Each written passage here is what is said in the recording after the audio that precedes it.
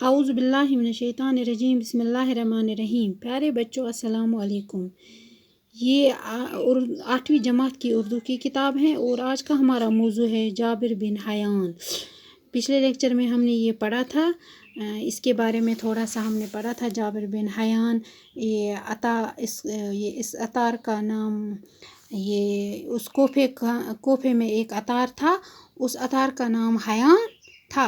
مطلب وہ اتاری کا کام کرتا تھا، لیکن اتاری سے اس کی گزر بسر نہیں ہو رہی تھی، تو پھر وہ جرائم کے کام کرنے لگا تھا، تو اسی وجہ سے اس کو پھانسی ہوئی۔ تو پھر یہ جو جابر بن حیان تھا، تو اس کی ماں نے اس کو گاؤں میں لے لیا، وہاں پڑھائی کی، تو کچھ سال وہاں رہ کر تو پھر وہ واپس کوفے آ گیا، تو وہاں تعلیم حاصل کی، لیکن اس کو پڑھنے کا بہت شوق تھا۔ اس کے اندر جو مادہ تھا وہ کوٹ کوٹ کے بھرا تھا، تلاش و جستجو کا مادہ، تو وہ کوٹ کوٹ کا بھرا تھا اس میں۔ تو اسی طرح ہم نے یہ بھی پڑھا تھا، جو بغداد کا خلیفہ تھا، جب اس کی شہرت ہو گئی تو اس نے کیا کیا، اس نے سونا بنانے کی اس کو دھن سوار کی، اس نے دوائیوں کی خصوصیات معلوم کرنا شروع کیا، اس لیے دوائیاں بنانی شروع کی، تو اس کی جو شہرت تھی وہ دور دور تک پھیل گئی، تو ہارون تک، تو جو بغداد کا خلیفہ تھا تو اس نے بھی یہ سنا اس کے بارے میں، تو اس نے اس کو دعوت بھی دی اور اس کو عزت بھی دی اور انعام و اکرام سے بھی نوازا۔ آج ہم یہاں سے پڑھیں گے۔ جابر سے پہلے دنیا علم کی کیمسٹری میں تجربات کی اہمیت سے ناواقف تھی۔ جو جابر بن حیان تھا، جو اس سے پہلے جو دنیا تھی اس کو اس کی کیمسٹری سے نا واقف تھے، اس کو اس کے بارے میں کچھ نہیں پتہ تھا اس دنیا کو۔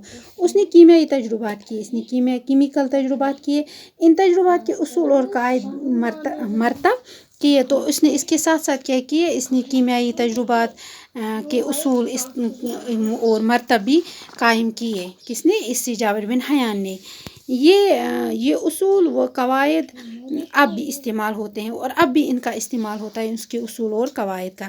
یہ جابر ہی تھا جس نے سب سے پہلے ہمیں بتایا کہ ٹھوس چیزوں کو بخارات میں کیسے تبدیل کیا جا سکتا ہے۔ یہ جابر ہی تھا جس نے ہمیں بتایا جو ٹھوس چیزیں ہیں، مثلا سالڈ شکل میں ہوتی ہے، ان کو ہم کیسے بخارات میں تبدیل کر سکتے ہیں۔ اس نے ٹھوس چیزوں کی ہلکی لطیف چیزیں حاصل کر کے انہیں دوائیوں میں ملایا، پھر یہ ٹھوس چیزیں تھے ان کو وہ یہ مثلا سالڈ کو وہ لکوڈ میں تبدیل کرنے لگا یا گیس میں تبدیل کرنے لگا، جو آپ نے سائنس میں پڑھا ہی ہوگا، تو پھر اس کو انہوں نے دوائیوں میں ملانا بھی شروع کیا۔ اسی طرح اس نے دوائیوں کو محفوظ رکھنے کا طریقہ بھی ایجاد کیا، اسی طرح اس نے یہ بھی ایجاد کیا ہم دوائیوں کو کیسے حفاظت سے رکھ سکتے ہیں، وہ طریقہ بھی اس نے ایجاد کیا۔ یہ وہی طریقہ ہے جس سے ہم آج کل سبلیمیشن کے نام سے جانتے ہیں۔ آج ہم اس کا نام بولتے ہیں سبلیمیشن۔ سبلیمیشن میں کیا ہوتا ہے، یہ اسٹیٹ آف میٹر چینج ہوتی ہے، میٹر کی اسٹیٹ مثلا میلٹنگ ہوتا ہے، جس میں فریزنگ ہوتی ہے، یہ ہم نے سائنس میں پڑھا ہی ہوگا آپ لوگوں نے۔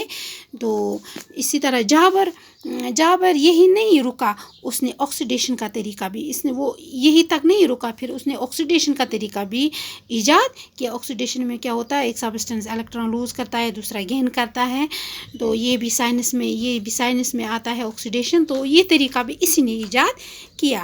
لوہے پر تجربات کیے اس نے لوہے پر بھی تجربات کیے، آئرن جس کو ہم بولتے ہیں اس پر بھی اس نے تجربات کیے، اور ہمیں بتایا کہ لوہے کو کس طرح صاف کر کے فولاد میں تبدیل کیا جا سکتا ہے۔ اسی طرح اس نے یہ ہمیں بتایا کہ جو یہ لوہے ہے، آئرن ہے، اس میں زنگ لگتے ہیں، اس کو ہم کیسے صاف کر کے اس کو ہم فولاد بنا سکتے ہیں، اس میں ہم مختلف چیزوں میں استعمال کر سکتے ہیں، جو ہم آج کل دیکھتے ہیں ہم آئرن کا استعمال کہاں کہاں کرتے ہیں۔